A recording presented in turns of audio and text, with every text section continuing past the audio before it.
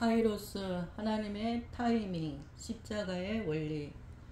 영적 원리의 핵심에 십자가가 있다. 잠시 고린도전서에서 벗어나 마가복음을 통해 십자가가 전해주는 영적 원리들을 살펴보자. 성전이 무너질 것이다. 예수께서 성전에서 나가실 때에 제자 중 하나가 이르되, 선생님이여 보소서, 이 돌들이 어떠하며 이 건물들이 어떠하니까. 예수께서 이르시되, 내가 이 큰 건물들을 보느냐? 돌 하나도 돌 위에 남지 않고 다 무너뜨려지리라 하시니라. 어마어마한 성전을 눈앞에서 본 제자들이 예수께 말했다. 선생님, 저 어마어마한 성전 좀 보세요. 대단하지요? 어떻게 생각하십니까? 예수께서 대답하셨다. 대단해 보이지? 저거 다 무너질 거야. 돌 하나도 돌 위에 남지 않고 전부 다. 이 어마한 성전이 다 무너진다고요? 도대체 무슨 말씀을 하시는 건지 제자들이 뜨악했다. 그런데 예수께서는 태연하게 말씀하신다. 어마어마해 보이는 성전 다 무너져 없어질 거야.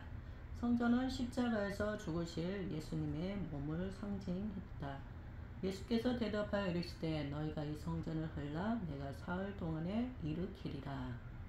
십자가가 전해주는 첫 번째 영적 원리는 무너짐이다. 보이는 세계의 것은 모두 언젠가는 무너진다. 그 어떤 것도 영원하지 않다. 아무리 대단하고 아무리 위대한 것이라도 예에는 없다. 심지어 하나님의 성전조차 무너짐을 피할 수 없었고, 하나님의 아들이신 예수 그리스도의 육체도 십자가에서 무너졌다. 무너지지 않고 영원한 것은 보이지 않는 세계에 속한 것뿐이다. 우리가 주목하는 것은 보이는 것이 아니요 보이지 않는 것이니, 보이는 것은 잠깐이요 보이지 않는 것은 영원함이라. 구약시대 유대인들에게 가장 영원한 것 같은 것 한 가지를 꼽으라고 한다면 그것은 당연히 성전이었다. 성전은 하나님이 계신 곳이다. 그러니까 성전은 절대로 무너질 리 없다고 믿었다. 그러나 이 절대적인 성전조차 무너짐을 피할 수 없었다. 왜냐하면 그것은 보이지 않는 세계에 속한 것이 아니라 보이는 세계에 속한 것이었기 때문이다. 실체가 아니라 그림자였기 때문이다. 그들이 섬기는 것은 하늘에 있는 것의 모형과 그림자다. 모세가 장막을 지으려 할 때에 지시하심을 얻은가 같으니, 이르시되 삼가 모든 것을 산에서 내게 보이던 본을 따라 지으라 하셨느니라. 그리스도께서는 참것의 그림자의 손으로 만든 성소에 들어가지 아니하시고 바로 그 하늘에 들어가사 이제 우리를 위하여 하나님 앞에 나타나시고, 아무리 크고 위대해 보여도 성전은 하늘에 있는 실체가 아니라 이 땅에 속한 그림자다. 그림자의 특징은 때가 되면 사라진다는 것이다. 해가 떨어지며 그림자는 사라진다. 그림자는 영원하지 않다. 성전뿐 아니라 보이는 세계의 모든 것이 그렇다. 가치 있다고 믿는 것들, 의미 있다고 생각하는 것들, 영원할 것처럼 보이는 크고 위대한 모든 것들이 언젠가는 무너진다. 심지어 우리의 육체까지도 무너진다. 그래서 하나님은 우리가 보이는 것에 가치를 두고 보이는 것에 묶이는 것을 기뻐하지 않으신다. 영원한 존재인 우리가 사라질 것에 마음을 두는 것이 합당하지 않기 때문이다. 그러나 사람들은 보는 것에 묶인다. 의리리한 성전을 보며 감탄한다. 보이는 크기와 규모에 압도된다. 보이는 크기와 규모로 그 의미와 중요성을 결정한다. 오, 위대하고 중요한 성전이여! 성전의 본질인 하늘에 있는 실체는 보지 못한 채 보이는 것에 묶여버린다. 그 결과 그림자로 주신 보이는 성전이 실체인 하늘의 성전을 대신해 버린다. 보이는 것이 아무리 위대해 보여도 그것에 가치를 두지 말라. 보이는 것이 아무리 가치 있어 보여도 그것에 묶이지 말라.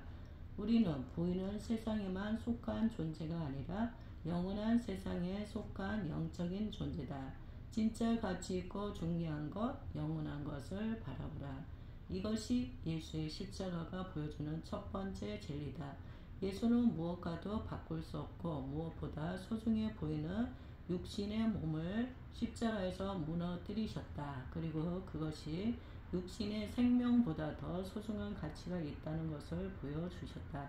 비록 눈에 보이지 않지만 하늘에 속한 더 소중하고 가치 있는 것이 있기에 눈에 보이는 가치를 과감히 허무시고 하늘의 것을 취하셨다. 그것은 하나님의 뜻을 온전히 이루는 것, 즉 하나님의 뜻에 순종하는 것이었다. 예수께서는 이것이 눈에 보이는 가장 소중한 가치인 육신의 몸보다 더 소중했다.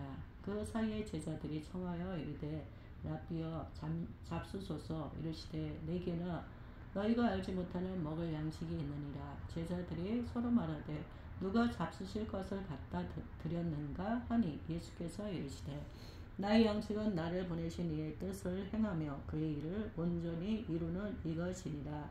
나를 보내신 이의 뜻을 행하며 그의 일을 온전히 이루는 이 영원한 가치를 위해 이 땅에서 가장 소중하고 가장 가치 있는 것이라도 버리는 것, 이것이 십자가다. 예수께서 달리신 십자가를 바라볼 때 우리는 이 세상의 가치와는 전혀 다른 가치를 보게 된다. 이 땅의 것으로는 다 설명할 수 없고 육신의 눈으로는 다 이해할 수 없는 하늘에 속한 가치를 보게 된다. 그것은 성전이 무너져야만 보게 되는 가치다. 그래서 때로 하나님께서는 우리가 우러러보며 의지하는 성전을 허물기도 하신다. 그림자는 그만 보고 진짜를 보라고 하신다. 오늘 혹시 당신의 삶 속에 무너진 성전이 있다면 그것은 이제 그만 그림자에서 눈을 돌려 영원한 본체를 보라는 하나님의 메시지가 아닐까? 살리는 것은 영이니 육은 무익하니라. 내가 너에게 이른 말은 영이요 생명이라. 십자가 두 번째 원리는 대속의 원리이다. 죄에는 반드시 결과가 있다. 죄에는 결과가 있다. 죄는 반드시 부정적인 결과를 나타낸다. 파괴, 고통, 무질서. 이것은 모두 하나님과 반대되는 어둠의 속성들이다. 하나님은 질서의 하나님이시다. 창세기 1장에 기록된 창조의 과정을 보라. 창조의 과정은 혼돈하고 공허하며 흑암 가운데 있는 세상의 질서를 부여하시는 과정이었다. 빛과 어둠을 나누어 정리하시고 물과 궁창을 나누시고 또 묵과 바다를 나누셨다. 모두 질서를 갖추어가는 모습이다. 질서는 하나님의 속성이다. 그래서 하나님을 따르는 결과는 질서다. 반면 하나님을 떠난 죄의 결과는 무질서다. 하나님의 또 다른 속성은 기쁨이다. 반대로 하나님을 떠난 죄의 결과는 고통이다. 하나님의 속성은 사랑으로 인한 연합이다. 반대로 하나님을 떠난 죄의 결과는 분열과 파괴다. 죄는 언제나 이런 부정적인 결과를 낳는다. 죄과 보존의 원리. 고통과 파괴라는 죄의 결과에는 중요한 속성이 있다. 죄의 결과는 절대 저절로 소멸되지 않는다는 것이다. 마치 물리학의 에너지 보존의 법칙처럼 죄과 보존의 법칙이 있다. 그것은 죄로 인해 만들어진 부정적인 결과들, 고통과 파괴와 무질서 등과 같은 부정적 에너지는 반드시 누군가 그에 상응하는 고통을 겪음으로 값을 치러야만 사라진다는 것이다. 내 죄값을 내가 치를 수도 있고 다른 사람이 치를 수도 있다. 반대로 다른 사람의 죄값을 그가 치를 수도 있고 내가 치를 수도 있다. 이도저도 아니면 당장은 눈에 보이지 않아도 그것이 모이고 쌓여서 우리가 겪는 고통스러운 환경을 만들어내거나 역사를 따라 흘러가서 후손들이 고통을 겪게 되기도 한다. 하여간 죄값 에너지, 죄로 인해 만들어진 부정적인 파괴와 고통은 누군가 그 값을 겪어내므로 그 에너지를 상쇄시키지 않는 한 절대 저절로 사라지지 않는다. 죄는 죄값 보존의 법칙을 충실하게 따른다. 하나님의 공의로운 속성 때문에 그렇다. 심은 대로 거두는 것이 공의이고 질서다.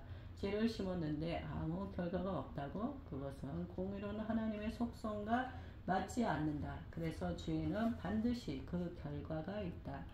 대속의 십자가, 이것이 바로 십자가의 원리다. 아담과 하와 이후 온 인류가 죄를 지었다. 하나님의 질서에서 벗어나 각자의 욕심과 본능을 선택하며 살았다. 그 안에 당신도 있다. 셀 수 없이 저질러진 죄들 그리고 그것이 만들어낸 고통과 파괴와 무질서가 우리 삶을 휘감고 있다. 이로 인해 인간은 절대로 행복할 수 없다. 이 죄의 결과에서 벗어날 수도 없다. 그런데 그 죄의 소용돌이 한가운데로 하나님께서 오셨다. 예수께서 오셨다. 왜 그 육신을 무너뜨리시려고? 왜 그 육신을 무너뜨리시려고? 우리를 억누르며 우리의 삶을 찌르는 죄값, 고통과 파괴의 저주를 예수께서 그 몸으로 막아서신 것이다. 누군가 감당해야 한다고 내가 감당할 것이다. 누군가 고통과 파멸을 겪어야 한다고 내가 겪을 것이다. 십자가에서 그 육신으로 고통과 파멸의 철퇴를 다 받아내셨다. 십자가에서 그 육신을 무너뜨리심으로 모든 죄를 소멸시키셨다. 이것이 바로 십자가다. 그는 실로 우리의 질고를 지고 우리의 슬픔을 당하였거늘 우리는 생각하기를 그는 징벌을 받아 하나님께 맞으며 고난을 당한다 하였노라. 그가 찔림은 우리의 허물 때문이요 그가 상함은 우리의 죄악 때문이라. 그가 징계를 받음으로 우리는 평화를 누리고 그가 채찍에 맞음으로 우리는 나음을 받았도다. 우리는 다 양 같아서 그릇 행하여 각기 제 길로 갔거늘 여호와께서는 우리 모두의 죄악을 그에게 담당시키셨도다. 우리의 모든 죄와 허물 그리고 그로 인한 고통과 파괴의 저주를 예수께서 십자가에서 모두 담당하셨다. 이 고통이 내 죄로 인한 것인지 다른 사람의 죄로 인한 것인지 아니면 우리의 죄로 인한 것인지 이도저도 아니면 조상들로 인한 것인지 구분하고 따질 필요도 없다. 예수께서 십자가를 지심으로 죄의 모든 결과를 완전히 소멸하셨다.